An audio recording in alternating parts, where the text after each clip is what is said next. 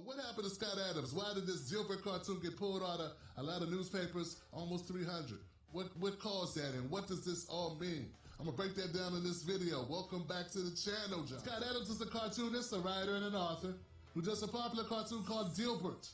You may have seen it. It's about office politics. So, what did Scott Adams say that got his comic strip removed from like 300 newspapers? Well, Rasmussen poll had a provocative little poll today.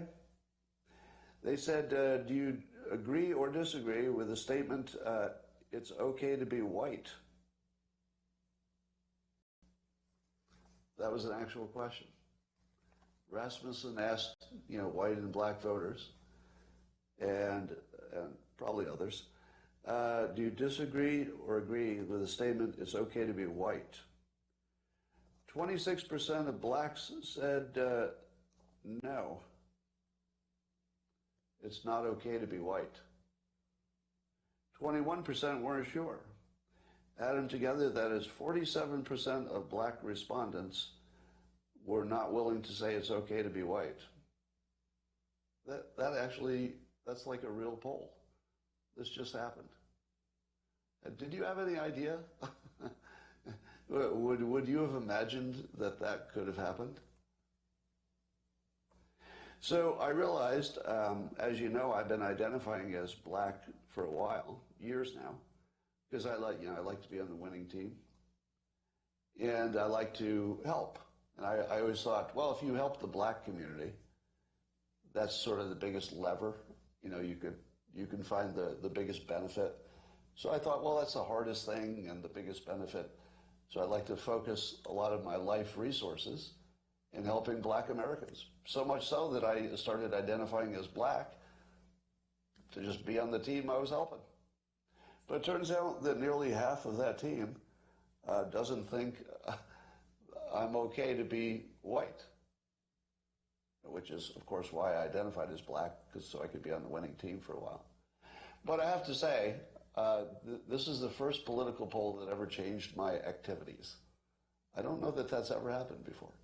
Normally you see a poll, you just look at it and you go, whatever. Oh, this is interesting what other people think. But as of today, I'm going to re-identify as white because I don't want to be a member of a hate group. I'd accidentally joined a hate group. So if nearly half of all blacks are not okay with white people, according to this poll, not according to me, according to this poll, that's a hate group. That's a hate group. And I don't want to have anything to do with them. And I would say, based on the current way things are going, the best advice I would give to white people is to get the hell away from black people. Just get the fuck away. Wherever you have to go. Scott says a lot more stuff, very offensive. He blames black people for their own problems, says we don't value education, which is a damn lie.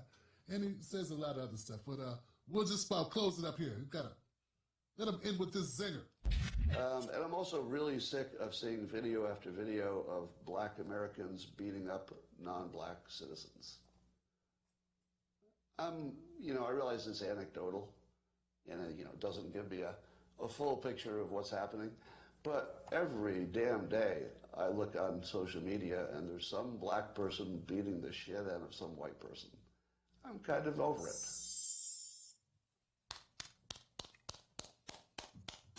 Way to go there, Scott. Let's get into it. Scott Adams got canceled, and he deserved it.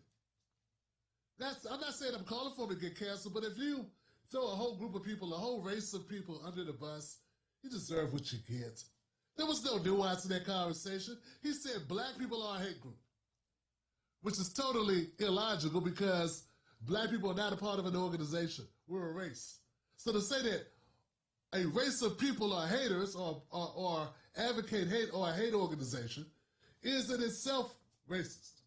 The only people defending Scott Adams are Scott Adams and a bunch of white nationalists.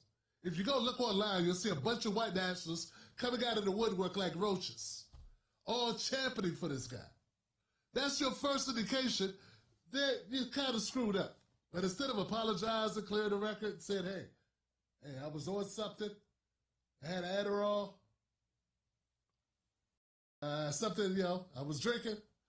This guy goes on a podcast with this guy, Hotep Jesus. It basically just tries to soft pedal it like he was joking. Nah, we heard what you said.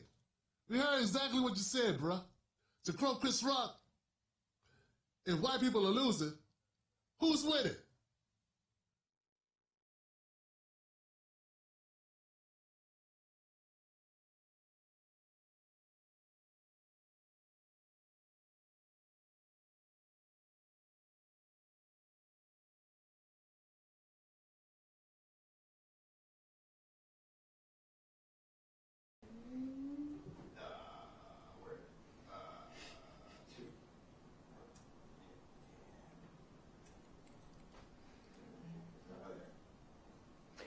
Hotep, Habarigani, Assalamu Alaikum. I'm going to be your co-host this afternoon, along with the one and only Brother Jay, the other co-host. Our host, Brother Darrell, is on the JOB working like he was always working. Before we start, it is customary in the African tradition that before we speak to the public, that we get permission to speak to the public from one of our elders. I would like someone that's an elder, please give me permission to address the community. Yeah, I'm feeling it. Oh, you got permission to speak, my sister. Oh, okay. And thank you for having me as a co-host, being the director, and you being the producer of the Community Center. Yes, and a big salute to Brother Darrell Muhammad. And we want to thank our Brother Jacob, too. Yeah, well, Vanilla Ice, I was calling him, I was getting ready to ask Vanilla Ice what he was talking about. There's no man in spirit. He's really down. Well, the telephone number to reach us is 337-366-8950, 337-366-8950, and our topic is wokeness. Our topic is wokeness. And I would also like to send a special tribute out to my grandson, Raymond Shahi Varnett, who went for child support and never came out of Iberia Parish Jail. So we want you to know that you're with us and you're going to always be with us. Brother Jay? So, I mean, the clip that we had, just tell me something about the clip. Well, the clip is about the Dilbert creator, Scott Adams, who basically got shut down by a lot of the national publication because of a statement he made concerning the issue with black folks he has, And the thing about that, nowadays, I'm going to say this as a segue, more and more people making statements are getting shut down by the corporate bottom line. And if it's something that's so significant that could hurt their bottom line, they will shut you down. Now the thing is, with Scott Adams, he's pretty wealthy. His comic clips were in more than 300 newspapers around the country and around the world.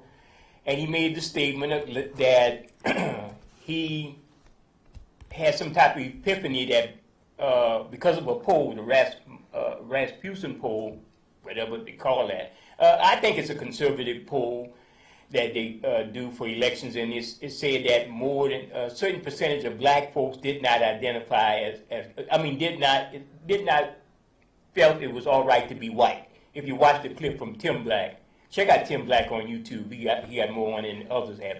And the thing is now front and center with CRT and a lot of other subjects going on in the national spotlight, race is once again front and center. And what is CRT? Critical race theory. Which help me out on that one.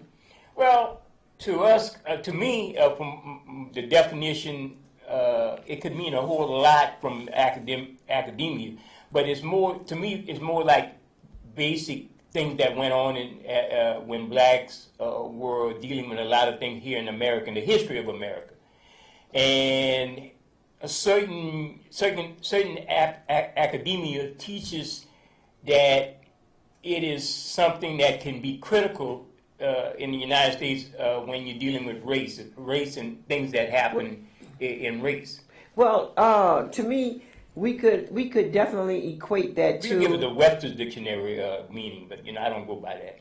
right. We could definitely equate that to saying like at one time, right when the Festival International here in Lafayette started, at one time when it started, they welcomed artists from all over, but particularly artists that was here in Southwest Louisiana. They welcomed the artists, and a lot of the artists that played with them were black artists. I remember the young lady, the pretty young lady, God dog it, Rosie Ledette. I remember Rosie Ledette. Rosie Ledette opened up, and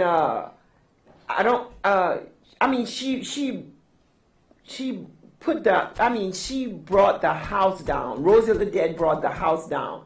There have been numerous of black artists that was there from the get-go when he was really trying to get their footing in. And now all of a sudden we have the controversy that's dealing with them not even allowing Cupid. Yeah. Okay. Cupid to perform on the main stage. So Or be a headliner. So what that tells me is that we still have these white folks that's in charge of things, that all they want from you is your money. They want you to come participate, buy the bracelet. They want you to get drunk, dance, but they don't want you to dance to your kind of music. I'm trying to reach Dr. Williams because he knows really good. Go ahead, Brother Jay. Well, and the thing with Cupid, and I've said it a while back. Matter of fact, if you watch Digital Soul Showcase, the TV show that I produced, you saw the first video that we showed today. He was at an event performing one of his popular songs, the new song called The Cookout. And you saw the amount of people that was participating in that event while he was singing that song. That just shows you the popularity of Cupid. Cupid has, his song, The Cupid Shuffle, has been in many major movies coming out of Hollywood. President Obama spoke highly, and his wife spoke highly of the song when they were, his wife was referring to getting yourself in shape. Matter of fact, I recorded the clip and we put it up on YouTube. Right. So Cupid is a popular artist and more of an international person with the Cupid Shuffle. So why not have him in his hometown of Lafayette be one of the headliners for Festival International after all them years of headline, his music being that popular, the Cupid Shuffle. Many events, whether they're white or black, you go to any event, you'll hear the Cupid Shuffle. So why not? So if you're using the equation, or you're using the standard that because Cupid is a R&B singer, and Festival International draws from people on the international level, well, why are you going to have a person like Lauren Daigle headline the show this year, and why not include Cupid in it? So you've seen the hypocrisy of a government-funded institution like Festival International. Oh, yes, indeed. Yes, indeed. That's some good viable point that you made. And then not only that, not only is the Cupid Shuffle all over the world internationally, but you even have the cowboys and the cowgirls. They doing the Cupid Shuffle. They put their own twist to it, but it's still the Cupid Shuffle. So, what that leads me to believe is that the powers that be, those that's on the board of the Festival International, those particular people, we're talking directly to you because evidently you don't have a world view of what actually going on if you're not going to let Cupid hosts do a headliner and you have this other girl. Well, I hope the people that funds Festival International understand this. They should take their money back. The elected official who gives support to Festival International, they should go ahead and boycott. In our community, they should start looking at the board that runs Festival International. Matter of fact, a lot of these boards, because I recall, sister, when the Wailers were coming, I actually placed several calls to them to cover the event on behalf of the show I do here on the AOC Community Media. Never got back to me, but I guess if one of the local media operations like KLFY or KATC got in touch with them, they would let them cover it front and center. So that lets you know that they have their people pick, or maybe their groups pick. If we're going to use this word, groups. Well, they're funding Dr. Okay. Well, Dr. Williams, I was trying to get you to call in at 337-366-8950. Well, I tell you one thing, the tax monies, all the funding that Festival International is getting, blacks should just not even go. I mean, not just blacks, but black and white for the right reason. Because I remember Miss Fran. Miss Carol Fran. I remember Miss Carol Fran. Now, Miss Carol Fran, she traveled all over the world, even been with their icon, Elvis Presley. And she tells you about some of those events. However, at one time, they wouldn't even let her come on. So all it just goes to show you is that it's always the same thing. The same people that's calling the shot are the ones with the purse. Mm-hmm.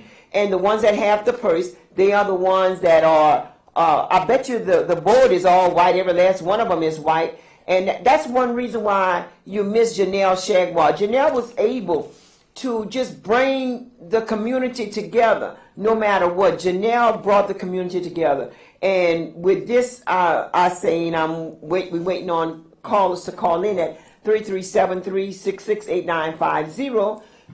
How do you feel about that? I'm going to tell you how I feel. I'm not stepping my foot over there. I'm not stepping over there because of this hypocrisy that the board members of Festival International do, and they don't even answer to nobody, Yeah, I guess this is all a part of the anti-wokeism. I'm going to segue into that since I got the shirt on. And I'm wearing this shirt in honor of Mr. Ron DeSantis of Florida, and maybe even Jeff Landry.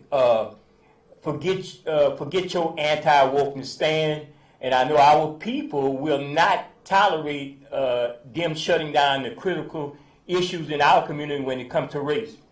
Sister Khadija, I got a graphic I'm going to put on the screen, and you could comment on it, and you could tell, and I could tell you why they want to get rid of what they call wokeness, and they're trying to lump wokeness into all types of other issues. Okay. Caller, you have a question or comment? You're on. Good evening, Sister Khadija. Hey, good evening, Brother Jay. Good evening, brother. Yeah. Sometimes we got to learn how to sacrifice what we got in the front of us, And sacrifice means you have to miss some things. You can't go shopping certain places because we're still being dogged out. I was driving for the Ice Gator, and I was in Fayetteville, North Carolina. And guess what came up? The Cupid Shuffle.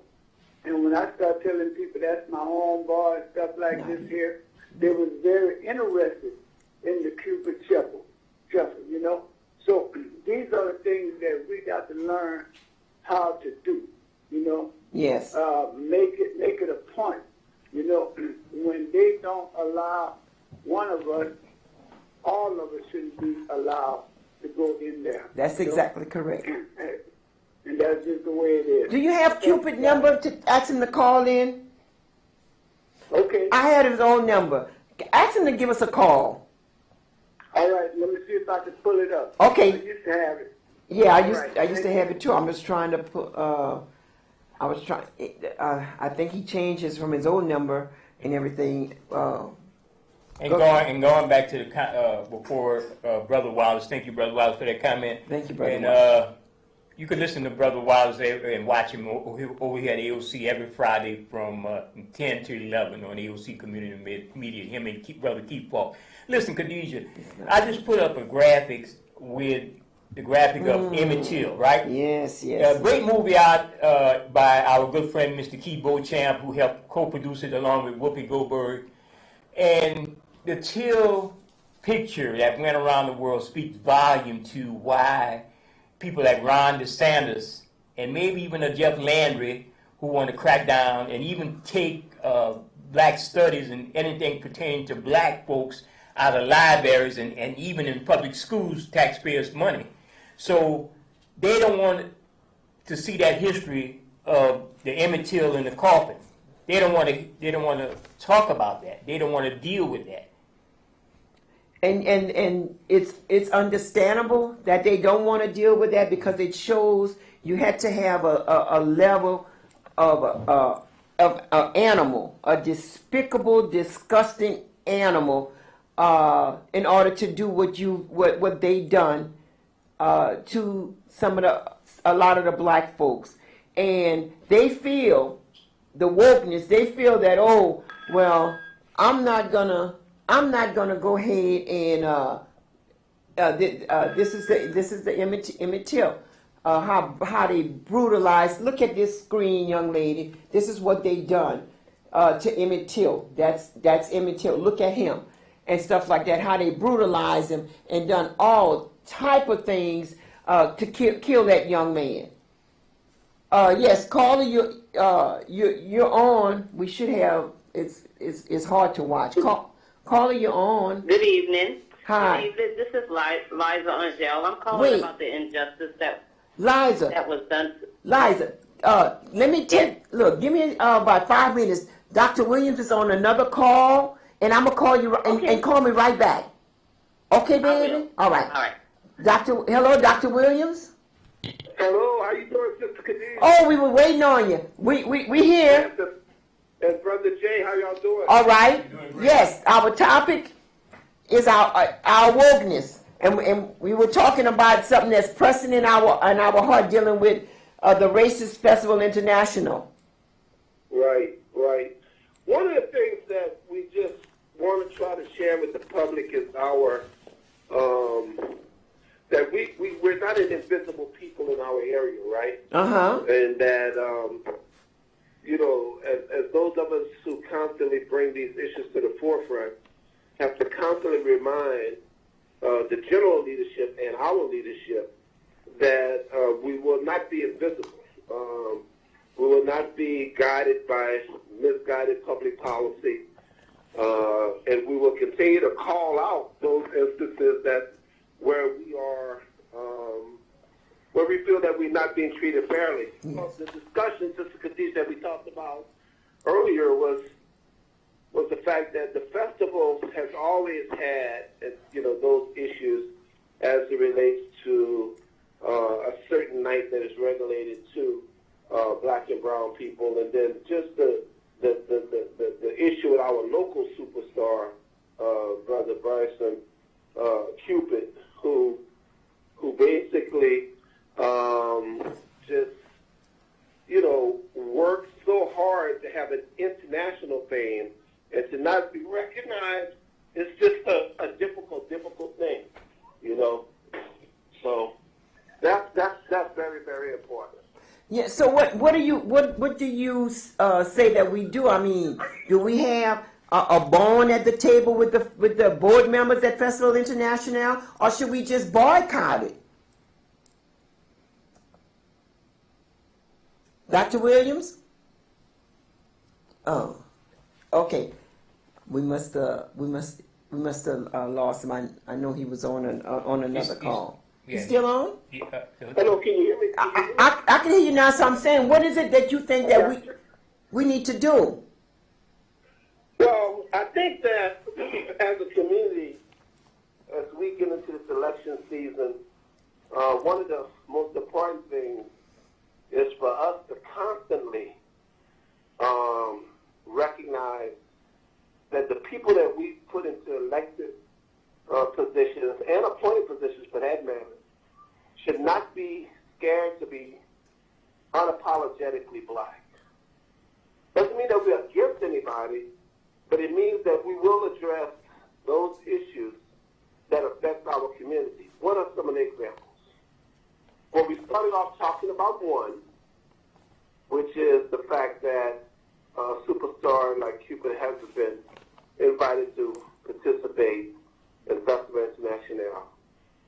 But there are many, many more. in ARPA funds from the American Rescue Plan. And those monies have not, for the most part, trickled down to the people who are most impacted by COVID. When we look at where we are in terms of housing, when we look at where we are in terms of health care and the disparities, we had a show the other day called Aftershock, a documentary which shows that the mortality rate in our community is still double that of white females. Black women are dying twice as much during childbirth than white women. There's a reason, there's an underlying reason for that. When we look at our schools that are underperforming, they have traditionally been in our communities. And we're not saying that we're going to be able to solve these things immediately, but what we are saying is that we have to have frank and honest discussion about those things, and we have to be able to address those things in the city of Lafayette, in Opelousas, in New Iberia, Jeanneret, Abbeville. Our communities are hurting. What's happening with African American young men in our respective communities is a public policy crisis. We should have the ability to have meaningful discussions, but also meaningful solutions as it relates to why it is that our brothers and sisters are in the fix that we're in now. And I understand that we are addressing some of the fentanyl issues, but when crack cocaine was at the level that it was, we know that the judiciary gave twice as much time to people using crack cocaine as they did pure powder cocaine. The disparities, and there was no programs to address that pandemic and that great tragedy in our community where many families were torn apart. We can't have public policy that just address one aspect of our community and not the black and brown part of our community. So the solution is not to tear down the people who bring these things to the forefront, is to ask these people, how do we solve it, to bring these people in the room. You can bring a person in the room who, quote unquote, has been deemed the leader, but if they will not bring, if they're not, they will not, or if they are afraid to speak the truth, it really does no good. And so my humble opinion is that we have to be, during this election season, we have to ask some hard questions.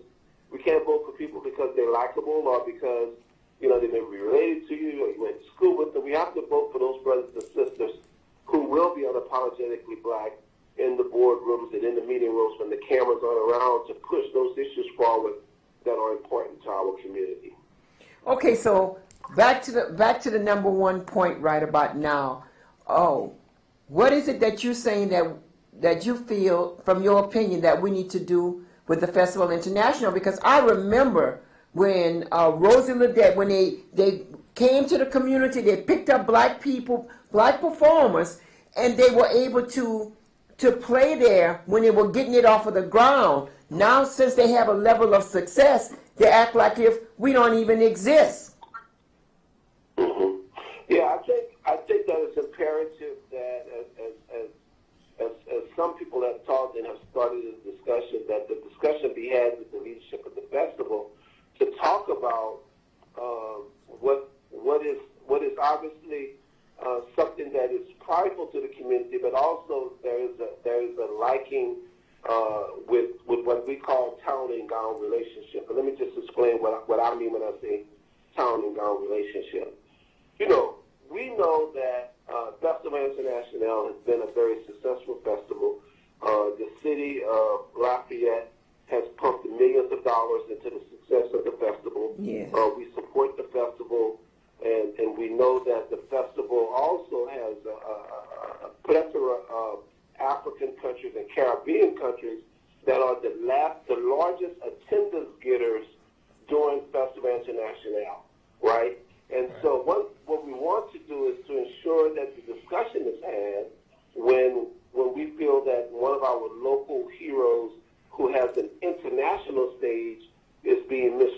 that we have an honest discussion about that and find solutions to that particular situation.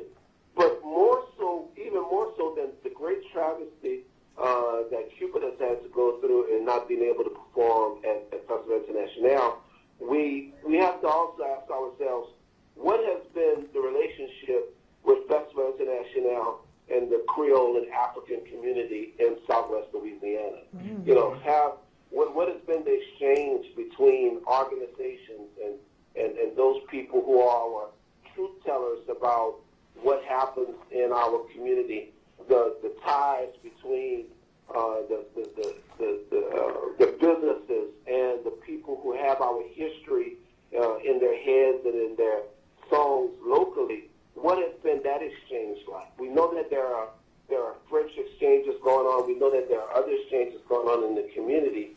But what have those exchanges been over the years with the black and brown community? I would contend that it's virtually been non-existent. And so there's been a void there. The use of our talents where it need be, but there haven't been an even exchange. So I think those discussions should be had. I think it's never too early or too late to have those discussions. And I think we ought to work as a community to make those things happen. Oh, yes, sir. Thank you, Dr. Williams, so very much. And we're going to bring part of this conversation. We're going to bring it back on this coming Wednesday on the open line right. that former Janelle Shackley started. Right. And if I just could say that, you know, we have a lot of talent here. We have a lot of talent that goes back to the start of humanity. It goes back to our African roots. Mm-hmm. So we understand that humanity, the first man and woman, existed on the continent of Africa. We understand that we are a seed that is very strong in Southwest Louisiana with African ties, and we have to always make sure that when we have these discussions, that we have them from a standpoint of understanding that humanity started on the continent of Africa. And if we started that discussion, we ought not be begging anyone to be a part of their initiatives.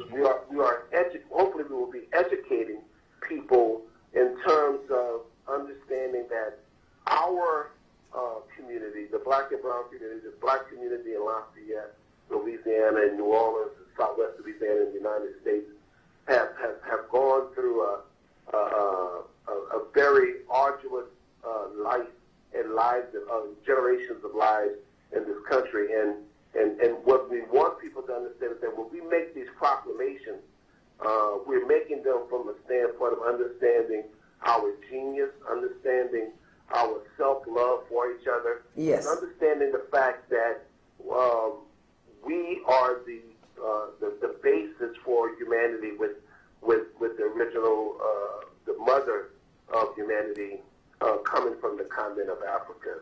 So if we would understand that, in my mind, and we can expose that to more and more people, we will understand that we will not sit idly by, and we will constantly work to ensure that information is shared with our brothers and sisters, because it is our genius. When you see Beyonce, when you see Prince, when you see James Brown, when you see Cupid, when you see Keith Fred, when you see our genius taking place, it's because of the roots that go back to Africa that is innate to us. And as much as people try to capitalize on our genius and our magic, it is us who have our people who have that process of dealing with what we have to deal with in this country. So yes, it is not. And lastly, let me just say that those people like you and Brother Jay, who every Wednesday morning have these discussions in our community, are to be commended, because it is because of programs like that that we keep this dialogue going on, and we have to have that dialogue going on, particularly when people come into our community wanting to take advantage of or have discussions with our leadership. And so That's what I would offer. Yeah, okay. Okay. Yeah, yes, sir. And thank you so much for all that you continuously do, Dr. Williams. Okay. Thank you. Thanks for both of you. All All right. right, Okay, thank you. bye-bye. Ooh, he really gave a... Yeah. The lines are lit up. Caller, you have a question or comment? Caller, you have a question or comment? I guess... Hi, yes. Go ahead. You're on. This is Liza Angel. I was calling to talk about the injustice that was done to my child from a girl, Natasha Patel, is running them over in 2017. Yes, ma'am. Go. Okay. Well, it took almost 5 years to finally go to court, to go to trial about it.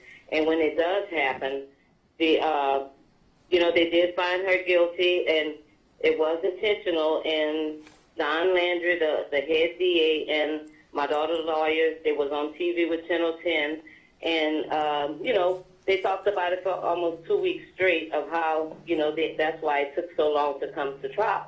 But then when it comes for the sentencing, Judge Royal Colbert gave her. Well, he gave her 10 years, no probation, no parole, because he combined both the sentence together for the two daughters. And I was okay with that, even though I felt that she should have got more time. But then he turned around. Natasha's lawyer filed for a resentence, and then they end up, Judge Royal Colbert ended up giving her only 6 years probation and took away the jail time. Oh. And I was upset about that. Mm-hmm. And the lady, she actually ran your daughters over in a car, right?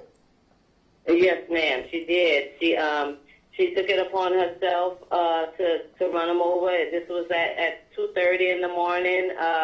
They had Festival International going on, and it was at the closing time of that. They were walking back to their car, and one of the parties in her car rolled down the back window and shouted some stuff at my girls, and because someone had spit on them right before they passed. And my daughter was upset about it. Well, she told the girl, that if you think I'm not going to do nothing, get out the car. Mm-hmm. So they had some words and whatnot. So then my daughter's other sister, which is Clarissa, because it was Clarissa and Mary that was involved in it. So Clarissa told her, let's go, we got other things to be doing and not worry about, them. So they walked away from the confrontation, and they went into an alley where they was going to get their cars. Well, the girl, Natasha, was on Rosa Park parking lot, and there's a maze that you have to go through before you can even exit off that parking lot. Right. So by the time she got to the end of that exit, she saw my daughters in the park and entering the alley, which she was supposed to take a left turn because the underpass was blocked off because it was directing traffic. Well, she did like she was going to turn left, and then she swerved right and went racing into the alley after my girl. And she stopped at my daughter Mary's kneecap because they were cornered in the alley in the area where she first went in. So Mary asked, the girl what she was doing, like just looking at her through the windshield, and the girl just stepped on the gas and she was Mary was holding her sister Clarissa's hand, and then she was dragging Clarissa on the outside of the car where Mary was underneath the front bumper of the car, and she was holding on for her life.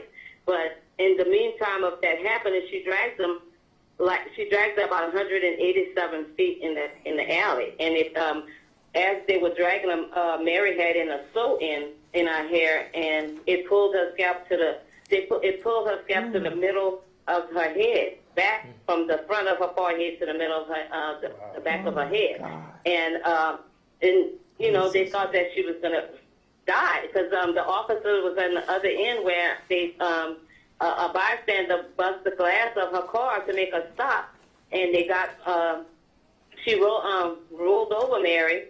And then she continued on. So they had it as a hit and run at first.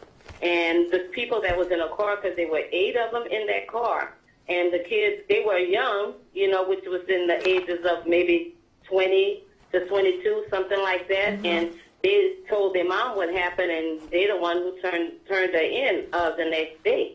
Because I was upset to where I wanted them all to be charged for it, because my daughter was fighting for her life, through the night, and but I was just upset that it's for it to take that long, and the way that the DA and everybody, said how it was a case of that they had to prove it was intentional, but just to give her 10 years and then take it back. Well, yes, and who was the judge? Royal Colbert. Okay, he reduced the sentence. He initial sentence was 10. he reduced it. Okay. Yeah. Well, why? He didn't give any reasons. Oh, well, for the first sentence, because we see for the first sentence, I paid for the notes on that because I'm filing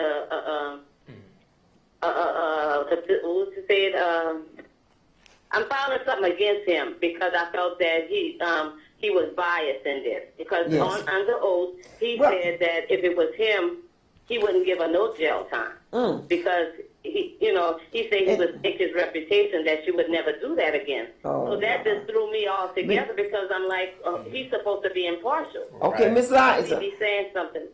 Miss Liza, we're gonna do a show where we just talk about that.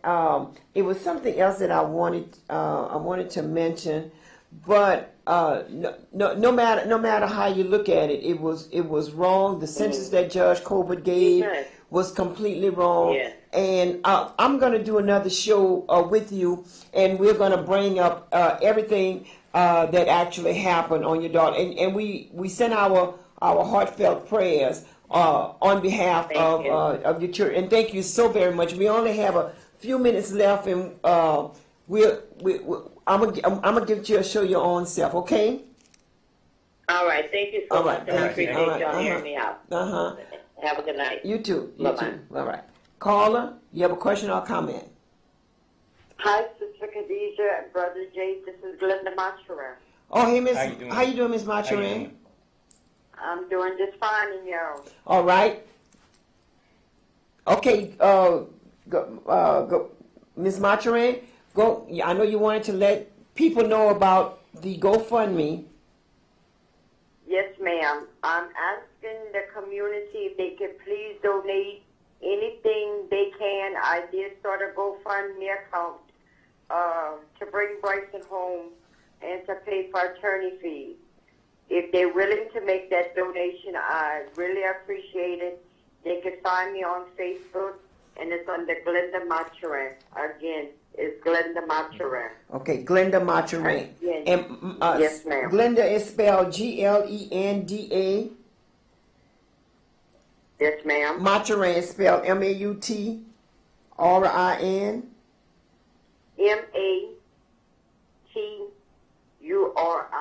Okay, that's for GoFundMe, and that's for Bryson Machuran. Correct. Okay, and that's how they could help you. You're still inquiring about a lawyer, correct? Yes, ma'am. I am looking into getting him a paid attorney because I'm not getting no hopes or nothing accomplished with these public defenders. Yes, ma'am. Yes, ma'am. Well, thank you so much. We're going to bring it up again, and I'm going to get back with you about doing another show over here, Miss Glenda, and we keeping you in our prayers. Okay, thank y'all. Thank you. Y'all very much. Yes. Yes, Sister Khadijah, so much is going on in the community. This is important right here. Can I get it out? Yeah, get it out. Since we both been following this story, and we've both been participating as media hosts on that story also. Former Lafayette Police Chief Thomas Glover has filed a federal lawsuit against Lafayette Consolidated Government. And Mayor President Josh Guillory is saying he was terminated from the department because of his race. And that's what I initially said, but, other people were saying different things. And I say, when we met him a year and a half ago, he had a meet and greet with Brother Wallace. And that's one of the things I asked him about, the pushback from the union in the board. Right. Now, there are also, I remember there were also either 30 something, 20 to 30 something road police officers that's still on the force today in Lafayette. A road officer is somebody that will hit you, call you out of your name, lie, and do everything. So we still have that on the Lafayette Police Department. Well, I have a quote from him in one of the interviews we did in one of the shows I direct, where a quote said, if Lafayette does not take care of this problem with the few who are spoiling the bunch, like the bad apples, Khadijah, Lafayette is a potential powder keg. Now, this is a quote coming from Chief Glover.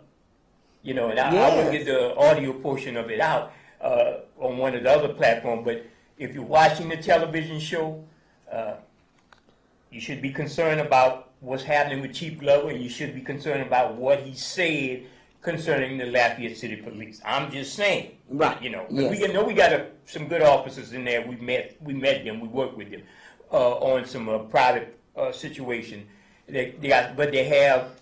When you have a bad few in the bunch, Sister Khadijah, you're gonna have trouble. You're gonna have trouble. You got a bad few in the Louisiana State Police. There's another issue. The Louisiana State Police has opened on their website that they have opened what you call an open ticket complaint / Khadijah / a compliment. So if you felt that the Louisiana State Police had done you wrong, you could actually go and leave something on their website, and they say they go forward it to Internal Affairs. I don't know about that. Okay, so let's get back to this wokeness. Yeah, I'm definitely awoke. Okay, well, we've always been awake. We know the white women in Lafayette don't like that. So oh yeah. So when they're saying is that the crimes that their ancestors done, they did not actually do that, or that they did that, they just don't want it to be brought up to make the little white kids feel bad about themselves because it's coming from their lineage, their ancestors. Well, you know, why wouldn't you want to know what great-great-great-grandpa used to do if he was a Klansman that took and killed women and children and men? Why wouldn't you want to know? It's like you saw the Emmett Till. Yeah, you showed the Emmett Till. That's the headline out of the San Antonio newspaper back in the days when that happened to Emmett. And so it's like the Stockholm syndrome. You remember the Stockholm syndrome when Patty Hearst was kidnapped, and then when Patty Hearst was kidnapped, and all of a sudden they take and they say, she's with a gun and she's helping them rob bank. Well, the Stockholm syndrome means that you identify with the ones that have done you wrong and something like that. So with the woke, they're saying, well, no, that this never really happened. That well, what did happen? Well, I mean, revisionist history, like always in America. Everything is revised to their liking.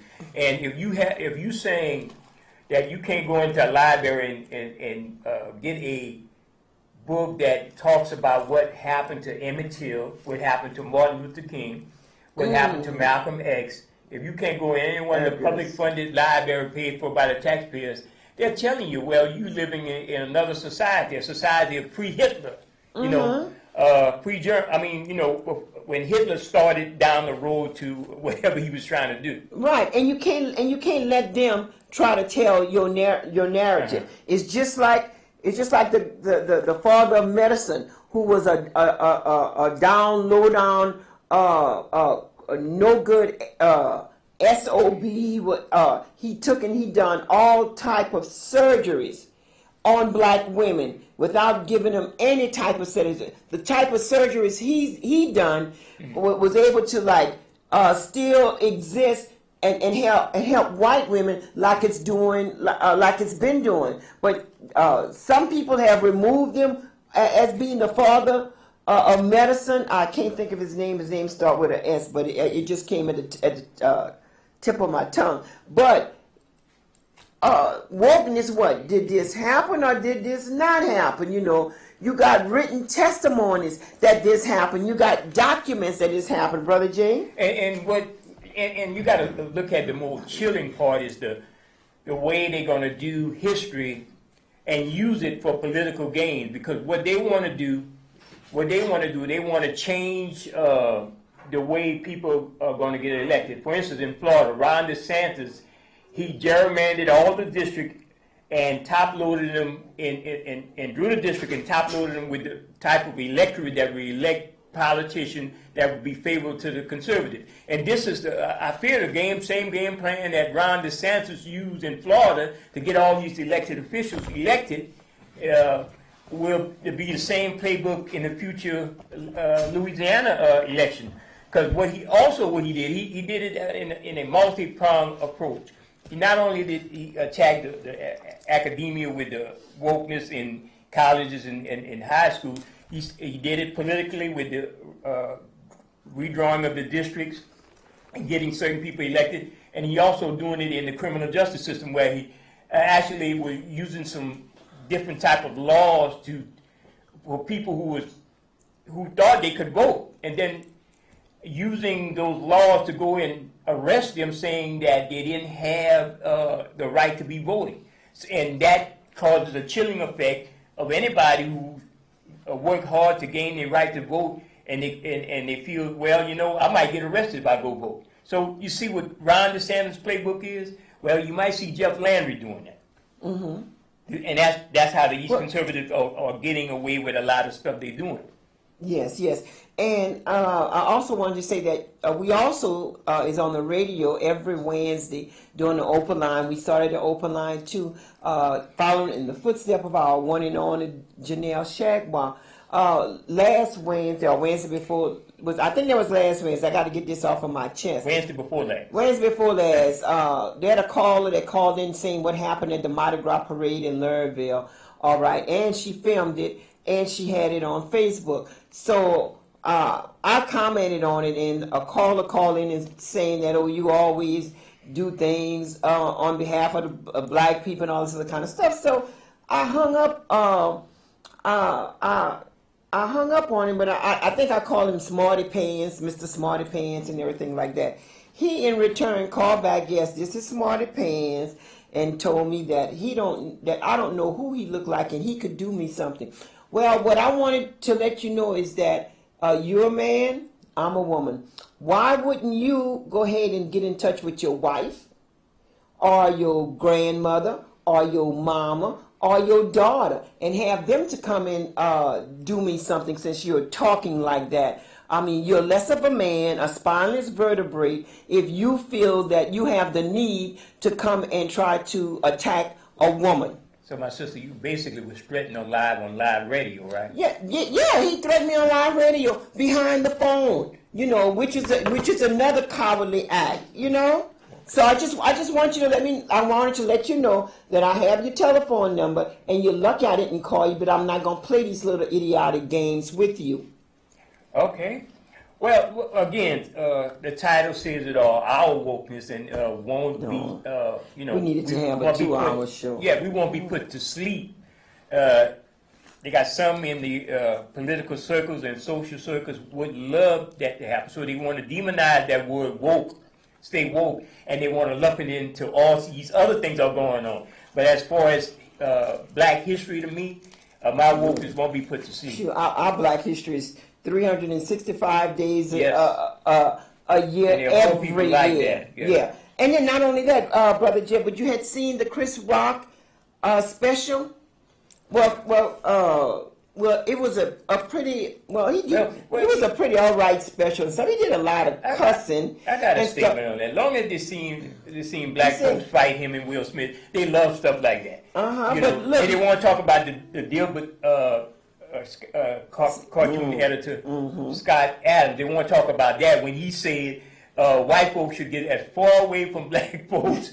And I hope that doesn't happen, because we're going to lose our one operator. So he's not going to get far away from us if he listen to Dilbert. Yeah, well, no, indeed not. And what Chris Rock said is like, I don't really fight in the front of white folks. I'm not going to be fighting in the front of you with another brother. I mean, he really done some. It was a really good program in a sense, a lot of cussing. But it was really good, really informative and stuff like that. So we got 2 minutes left, Sister Khadijah. You see 2 minutes? Oh my God, time passed by so fast. Oh, well, Check us out on the Open Line Radio Show on 88.3 if you want to hear a little bit slightly different dialogue from the community. Right. Shout out to Brother Darren Muhammad who's been doing this and trek his beautiful for wife. so many years. And his beautiful wife.